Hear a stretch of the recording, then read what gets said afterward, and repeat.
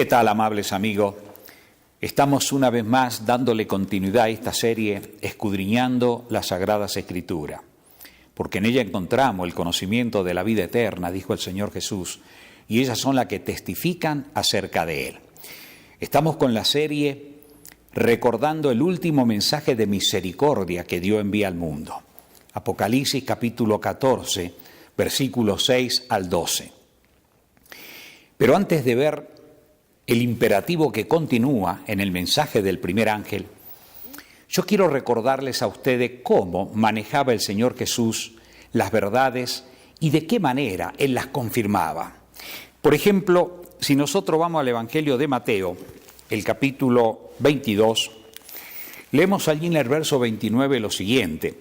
Él está hablando con los saduceos. Los saduceos no creían en la resurrección de los muertos. Y entonces, después de hablar con Jesús, Jesús les dice lo siguiente. Entonces, respondiendo, Jesús les dijo, erráis ignorando las Escrituras y el poder de Dios. ¿Por qué ellos erraban? ¿Por qué ellos no creían en la resurrección? Porque no estudiaban la Sagrada Escritura. ¿Saben, mis amigos? Cuando el Señor Jesús y los apóstoles citaban las Escrituras, siempre citaban las Escrituras del Antiguo Testamento. Hoy en día escuchamos ya a personas religiosas que dicen, hay que basarse en el Nuevo, no en el Antiguo. No, Señor. El Nuevo es solo la confirmación del Antiguo. En el Antiguo está todo el Evangelio desarrollado a través de figuras y formas, el santuario terrenal, que ilustra toda la obra ministerial que Jesús iba a realizar en esta tierra. Recién el Nuevo Testamento se incorpora en el canon sagrado entre el año 150 y 200 de nuestra era. Así que, por lo tanto, los dos testamentos tienen un valor tremendo. El Nuevo por la confirmación del Antiguo. Así que cuando Jesús citaba, le citaba el Antiguo Testamento.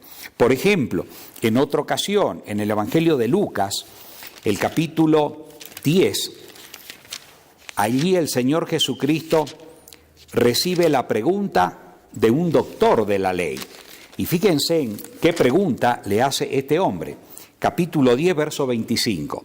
Y he aquí un intérprete de la ley se levantó y dijo para probarle, maestro, ¿haciendo qué cosa heredaré la vida eterna? Miren qué pregunta. ¿Qué debo hacer para heredar la vida eterna? Bueno, la vida eterna está en el poder de Dios. Él es la vida eterna. El conocimiento de Él es la vida eterna. Y Jesús es el que vino a proporcionar la paga con su sacrificio redentor para que nosotros alcancemos esa vida eterna. Sin embargo, la pregunta reviste mucha importancia por la respuesta que le da el Señor Jesucristo. Fíjense en verso 26. Él le dijo, o sea, Jesús le contesta al doctor de la ley, ¿qué está escrito en la ley? ¿Cómo lees? En otras palabras, amigo, si tú quieres entrar a la vida eterna, guarda los mandamientos. Lo mismo que le dijo al joven rico. ¿Por qué? Porque los mandamientos de Dios son el trasunto de su carácter expresado en mandamiento. Y allí está el sumum del deber humano. El pecado es violación de la ley. Jesús vino a perdonar nuestros pecados. Con su justicia perfecta pagó toda la deuda que yo tenía con Él, para acreditarme sus méritos, para que yo viva en obediencia a sus sagrados mandamientos. Así que, por lo tanto, el Señor Jesucristo le vuelve a indicar a este hombre cómo estás leyendo, cómo lees las Escrituras, qué dice la Santísima Ley de Dios. Por ejemplo, cuando el Señor Jesucristo resucita de los muertos, dos de sus discípulos estaban lógicamente tristes porque no sabían que Él había resucitado.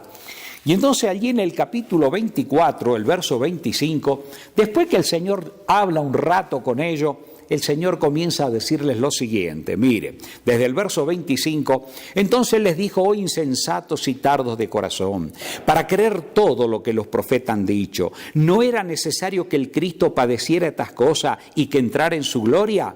Y comenzando desde Moisés y siguiendo por todos los profetas, le declaraba en todas las Escrituras lo que de él decían. ¿Qué tal?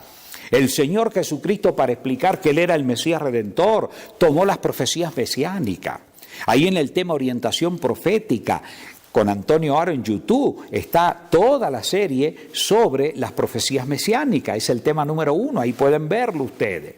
todas las profecías mesiánicas que el Señor les ponía a estos jóvenes allí, comenzando desde Moisés, los 5 primeros de la Biblia, libro de la Biblia, y siguiendo por todas las escrituras, le declaraba lo que él decía. ¿Y qué experiencia vivieron ellos? Verso 32, y se decían el uno al otro, ¿no ardía nuestro corazón en nosotros mientras nos hablaba en el camino y cuando nos abría las escrituras? Sí, amigo. Cuando se abre en la Sagrada Escritura y el poder del Espíritu Santo va a la mente y al corazón de alma sincera, el poder de Dios como un fuego que convence de pecado, de justicia y de juicio. Ahora bien, mis amigos, con esta pequeña introducción, para ver la importancia que tiene el escudriñamiento, recordemos parte del mensaje del primer ángel. Allí lo encontramos nosotros en Apocalipsis, siempre, el capítulo 14, versículo 7, en esta ocasión dice, diciendo a gran voz, temed a Dios y dadle gloria, porque la hora de su juicio ha llegado, y adorad a aquel que hizo el cielo, la tierra, el mar y las fuentes de las aguas. Ya hemos visto en el tema 27 el imperativo sobre temer a Dios. Y hemos visto la amplitud que tiene el temor a Dios. No es el temor de miedo, al contrario, es un temor de relacionamiento, de respeto, de amor, como el Dios mismo dice, ¿quién diera que me temieran todos los días y guardaran mis mandamientos? Sí, pero ahora vamos a ver el significado de la gloria de Dios. Temed a Dios y dadle gloria. Queridos amigos, ¿por qué es importante comprender esto? Jesús, el autor de la vida, el creador del cosmos conjuntamente con su Padre, cuando Él tuvo que venir a esta tierra, Jesús se despojó de su gloria, se despojó de toda su gloria, de toda su magnificencia. Y Él vino como el humilde niño de Belén, vino a sufrir por cada uno de nosotros.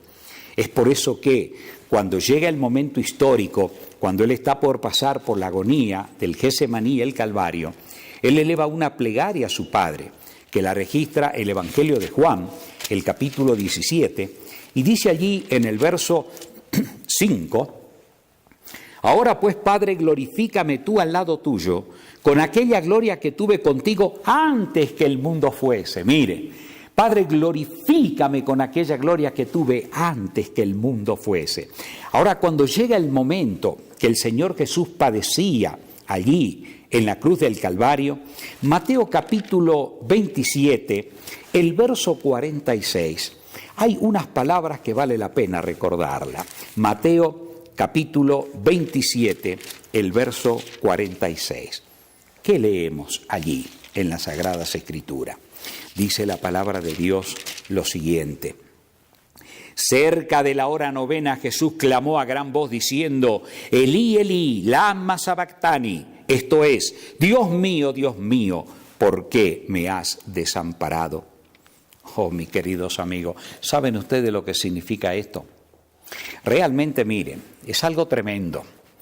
Cuando realmente Jesús moría en el Calvario, ustedes saben que Él cargaba los pecados de toda la humanidad. Aquel que vivió eternamente conjuntamente con su Padre en su humanidad, Él tuvo que comprender y experimentar los horrores de la muerte segunda, que es la que van a soportar los impíos cuando se pierdan.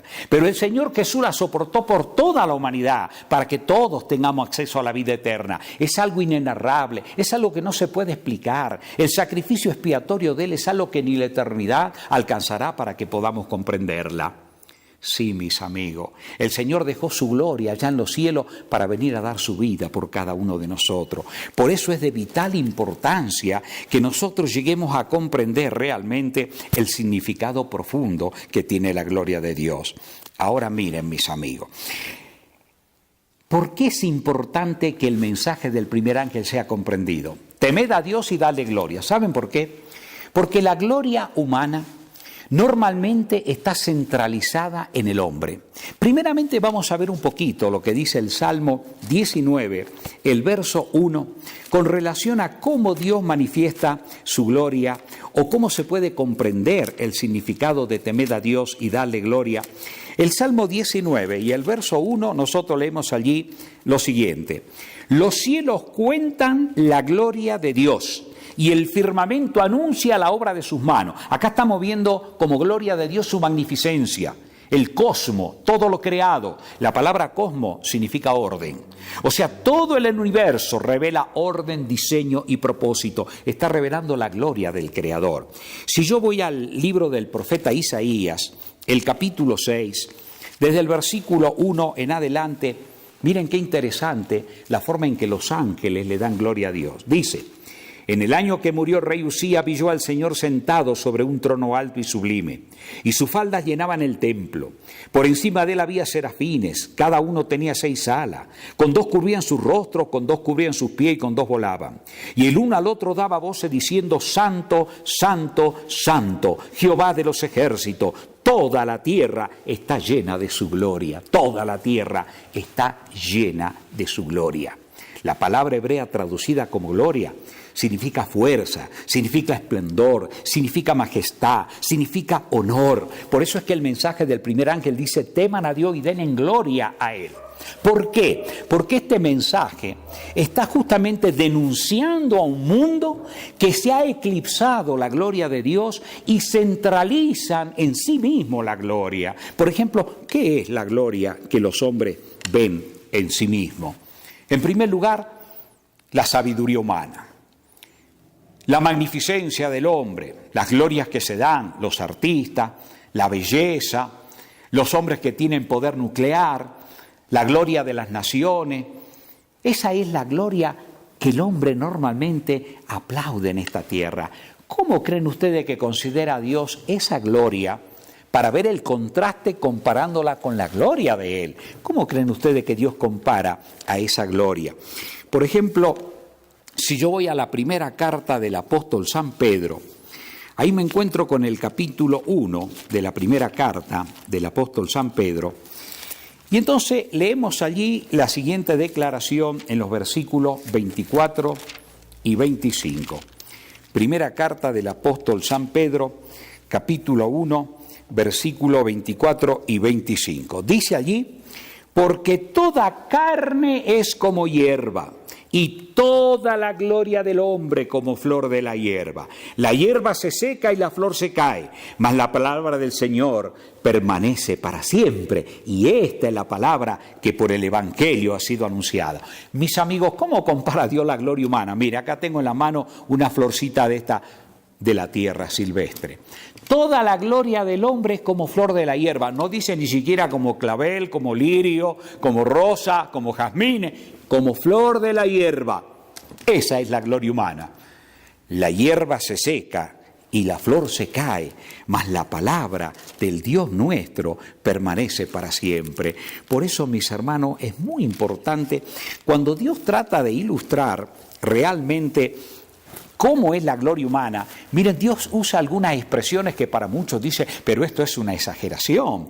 No, lo que pasa es que el Dios eterno, todopoderoso, que llena todo el universo, para mostrarnos cuán insignificantes somos y cuánto le debemos a Él, fíjense en cómo compara Él a las naciones de la tierra. Si vamos al libro del profeta Isaías, el capítulo 40, el versículo 15, fíjense en lo que dice allí. Isaías, el capítulo 40, el versículo 15, leemos la siguiente declaración. He aquí que las naciones le son como la gota de agua que cae del cubo, y como menudo polvo en la balanza le son estimadas. ¿Qué les parece? Dice que las naciones, en la comparación que Dios hace, son como una gotita de agua que cae de un cubo, o como menudo polvo en una balanza después que usted ha pesado algún producto, ahí un poco de papa, ahí queda un polvito, ahí bueno, así le son las naciones. ¿Por qué razón Dios la compara así? Mire, acá vamos a ver en la ilustración de la pantalla, por ejemplo, el planeta Tierra. Si lo comparamos con alguno de los planetas del sistema solar, la Tierra es un poquito más grande. Pero si nosotros, digamos, la comparamos la Tierra con los otros planetas, la Tierra se hace más pequeñita. Si la comparamos a la Tierra con el Sol, es un puntito. ¿Saben cuántas tierras entran dentro del diámetro del Sol? 1 millón de tierras. Pero ahora miren, si lo comparamos al Sol, por ejemplo, con alguna de las estrellitas de la constelación de Orión, puede ser la estrellita Riffel, la estrellita, digamos, Alfa de Centauro, el Betelgeuse, el sol queda como un puntito, la Tierra desaparece. Y estamos hablando de 3 estrellas, nada más. ¿Saben cuántas estrellas hay dentro de la Vía Láctea, nuestra galaxia? Más de 100.000 estrellas o soles. ¿Y saben que la Vía Láctea es un puntito en el universo? Por eso cuando Dios hace la comparación acá, en Isaías, dice que las naciones le son como menudo polvo en una balanza. Si vemos otro versículo allí también en el capítulo 40, por ejemplo, los versículos allí mismo 17 y el versículo 26, fíjense en cómo lo expresa. Acá está hablando Dios, mis amigos, no es el profeta Isaías. El profeta Isaías solo el amanuense, es el portador. Fíjense en lo que dice el verso 17 del capítulo 40. Como nada son todas las naciones delante de él, y en su comparación serán estimadas en menos que la nada y que lo que no es. ¿A qué pues haréis semejante a Dios? ¿Qué imagen le compondréis? El hombre quiere ilustrar a Dios a través de cosas de la naturaleza. Dice el versículo 19, ¿verdad? Hablando acerca realmente de la gloria que los hombres tienen. Cuando veamos el tema de la adoración, vamos a ver cómo los fabricantes de imágenes en el mundo pagano trataban de hacer dioses a su molde. Mis queridos amigos, realmente este tema es un tema muy glorioso. Para comprender la gloria de Dios, realmente tiene una estructura gloriosa y maravillosa. Por ejemplo, en el libro del profeta Jeremías, después de Dios mostrarnos cuán grande es su gloria, fíjense en cómo le habla él a los habitantes de la tierra para reflexionarlo, para que estos no sean tan vanidosos ni tan soberbios. Allí en el libro de Jeremías, el capítulo 9, en el verso 23 en adelante, fíjense en cómo Dios reflexiona. Así dice Jehová: no se alabe el sabio en su sabiduría, ni en su valentía se alabe el valiente, en las proezas militares, en los poderosos ejércitos que hay ahora en la tierra, ni el rico se alabe en su riqueza, en nada de esto. No hay gloria, eso es como la flor de la hierba, nada más.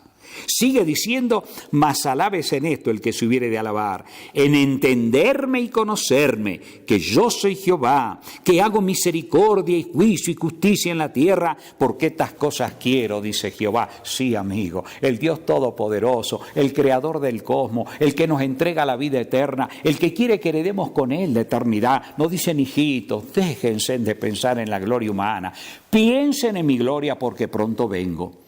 Adorad al que hizo los cielos, la tierra, el mar y las fuentes de las aguas. Denle en gloria al Creador. ¿Saben ustedes que hubo un hombre? Fue Moisés. Vamos a ir terminando la meditación de esta parte del tema. Moisés, en el libro de Éxodo, el capítulo 33, registra lo que Moisés le pidió a Dios. Creo que de todos los autores de las Escrituras, Moisés fue el único que le pidió esto a Dios. ¿Qué le pidió Moisés a Dios? Capítulo 33 de Éxodo, desde el verso 18, él entonces dijo: te ruego que me muestres tu gloria. Miren qué interesante. Ya unos versículos antes, Dios le había hecho una promesa a Moisés. Le había dicho en el verso 14, por ejemplo, Dios le dice esto a Moisés, y le dijo: mi presencia irá contigo y te daré descanso. Y Moisés respondió: si tu presencia no ha de ir conmigo, no nos saques de aquí. O sea, Padre, si tú no nos vas a acompañar, no quiero salir de acá, de Egipto. Y ustedes saben cómo fue la gloria de Dios, cómo fue en el cruce del Mar Rojo, cómo fue la bendición durante los 40 años de peregrinaje en el desierto, cómo fue ni siquiera las sandalias, dice, se le envejecieron, ni su ropa durante esos 40 años. Dios hizo una obra extraordinaria con ellos. Y entonces ahora le dice: muéstrame tu gloria. ¿Y qué le dice Dios? Y Dios le respondió: yo haré pasar todo mi bien delante de tu rostro, y proclamaré el nombre de Jehová delante de ti, y tendré misericordia del que tendré misericordia, y seré clemente para con el que seré clemente.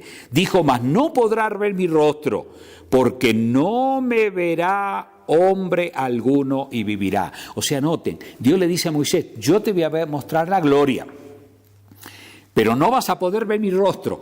Dios tiene rostro, mis amigos, cuidado. Algunos creen que Dios no es un ser amorfo, sin forma, sin figura, que lo colma todo en la naturaleza. El panteísmo enseña eso. No, Señor, Dios es un ser personal. Él habla. Cuando Jesús fue bautizado, se escuchaba la voz del Padre diciendo: Él es mi Hijo amado, en el cual mi alma tiene contentamiento. Las Escrituras dijo que Él no hizo su imagen y semejanza. Hemos perdido esa imagen. Nos ha quedado solo la vida. Pero la imagen gloriosa de Dios la hemos perdido allá en el Edén. Por eso Dios la restaurará cuando Cristo vuelva, devolviéndonos la inmortalidad que Adán y Eva perdieron. Sí, mis amigos. Y entonces ahora, fíjense en ustedes, en el capítulo 34, versos 6 al 8.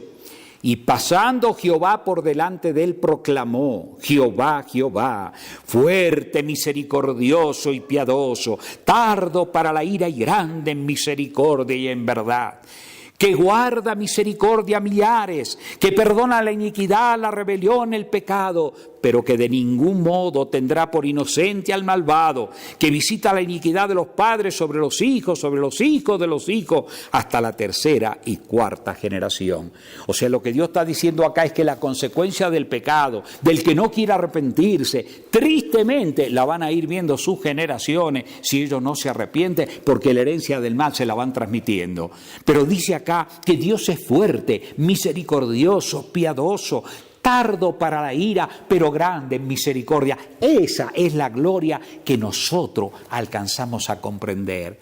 Cuando Jesús se movía entre los hombres, viene uno de sus discípulos, Felipe, y le dice: Señor, muéstranos al Padre y nos basta.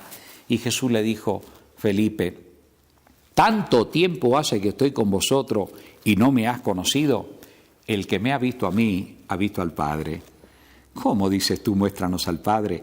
¿Qué vino a hacer Jesús, mis amigos? Jesús vino a mostrarnos la gloria de Dios en el carácter de Dios. Hemos visto la gloria de Él en la magnificencia, en la creación, en el cosmos. Él lo llena todo. Pero, mis amigos, nosotros tenemos que apreciar ahora, en nuestra humanidad frágil, débil, caída y enferma, la gloria de Dios en su carácter. Y esa gloria la vemos en la persona de Jesús. Cuando estudiamos los evangelios, vemos el amor del abnegado, el servicio amante, hacia las madres atribuladas, hacia los pequeñitos, hacia los enfermos, hacia los que padecían necesidad, hacia las personas ansiosas.